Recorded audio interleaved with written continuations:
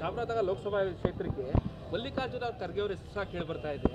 So ಪಕ್ಷದಲ್ಲಿ ಈ ಥರ ಚರ್ಚೆಗಳಾಗ್ತಿದೆ ಹೇಗೆ ಅಂತ ಇವು ಎಲ್ಲ ಅಂತ್ಯ ವಿಚಾರಗಳು. ಮಲ್ಲಿಕಾರ್ಜುನ ಖರ್ಗೆ ನಮ್ಮ ರಾಷ್ಟ್ರೀಯ ನಾಯಕರು ಅಲ್ಲಿ ಬಂದರೆ ಸಂತೋಷ ಅಲ್ವಾ? ರಾಷ್ಟ್ರೀಯ ಅಧ್ಯಕ್ಷರು we are all extremely happy. Lakhs together ಲೀಡ್ಸಲ್ಲಿ ಗೆಲ್ತಾರೆ. ಎಲ್ಲ ನಿಂತು ಗೆಲ್ಲಿಸ್ತೀವಿ. ನೀವೇನು ಆಹ್ವಾನ ಕೊಡ್ತೀರಾ ಹೇಗೆ ಡಾಕ್ಟರ್? ಅವ್ರಿಗೆ ಆಹ್ವಾನ ಕೊಡ್ತೀರಾ ಹೇಗೆ ಅಂತ? ಈ ಸಬ್ಜೆಕ್ಟ್ಗಳು ಎಲ್ಲೂ ಬಂದೇ ಇಲ್ವಲ್ಲ. ನಿಮ್ಮ ಕಡೆಯಿಂದ ಬಂದಿದ್ದು ಕೇಳಿದೆ ನಾನು.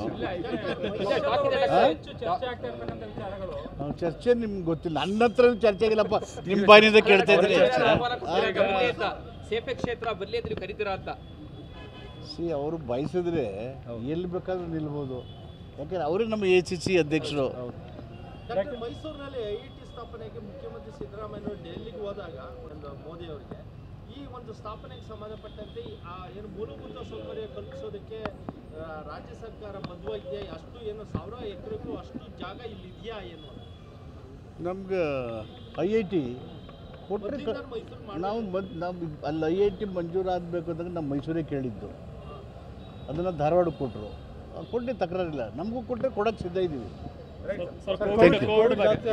ನ್ಯೂ ಇಯರ್ ಬರ್ತಾ ಇದೆ, ಕೋವಿಡ್ ಬಗ್ಗೆ ಇಲ್ಲ